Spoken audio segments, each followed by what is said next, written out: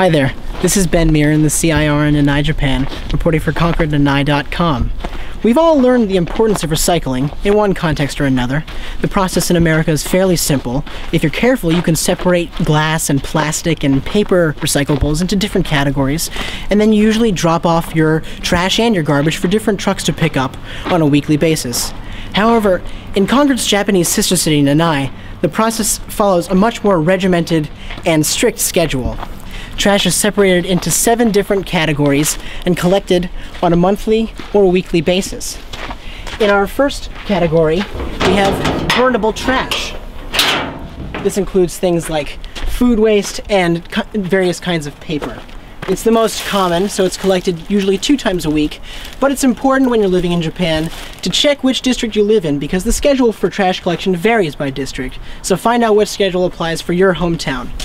The same can be said of our other 6 categories, 5 of which are represented here.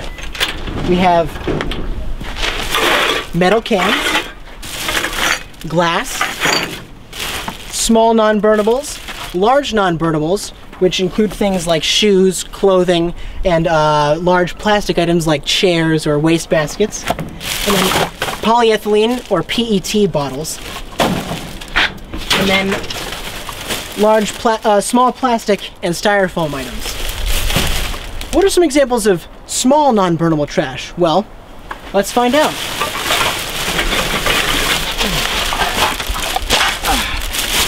This is a question I wanted to ask myself when I was learning the rules to Japanese trash disposal.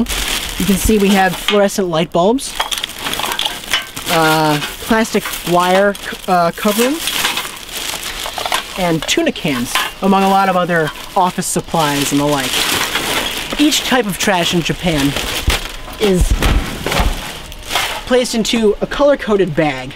These bags come in various sizes and they're available at your local grocery store or a local convenience store. But before each kind of trash makes it to the trash collection site, it has to be carefully sorted and washed. Stick with me and I'll show you how it's done.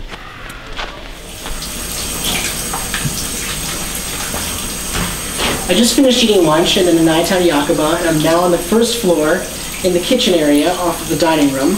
I need to clean all of my recyclable goods and make sure they're free of dirt and grime and any leftover traces of food before I can throw them away in their proper receptacles.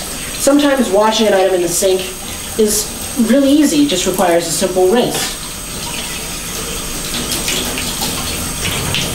With cans, you have to make sure not only to rinse them out, but also to remove their top. However, if there's really a lot of grime on some sort of items, you might need a sponge and some soap to really get the grime off.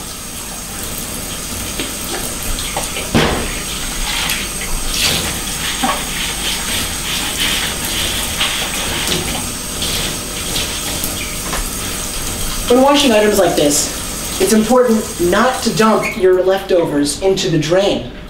There's a small basket here with a mesh filter where you can dump your leftover food.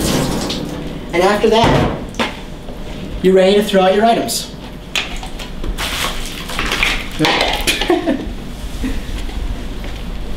If you have any more questions about this video, or actually any videos on my blog, please visit ConcordNanae.com and post them in the relevant comment sections for each article. This is Ben Mirin, the CIR in Nanae, Japan. Thanks for watching.